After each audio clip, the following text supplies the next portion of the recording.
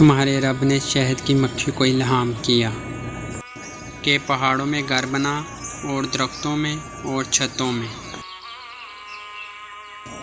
پھر ہر قسم کے پھل میں سے کھا اور اپنے رب کی راہ چل کر، تیرے لیے نرم اور آسان ہے۔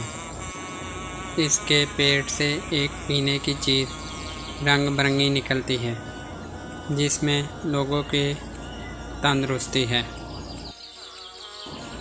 بے شک اس میں نشانیاں ہیں دھیان کرنے والوں کو۔ اور اللہ نے تمہیں پیدا کیا، پھر تمہاری جانیں قبض کرے گا، اور تم میں کوئی سب سے ناقص بڑھاپے عمر کی طرف پھیر دیا جاتا ہے کہ جاننے کے بعد کچھ نہ جانے۔ بے شک اللہ سب کچھ جانتا ہے، سب کچھ کر سکتا ہے۔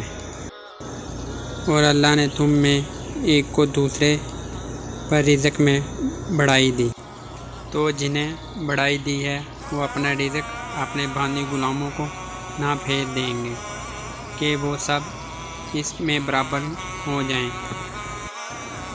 تو کیا اللہ کی نعمت سے مکرتے ہیں؟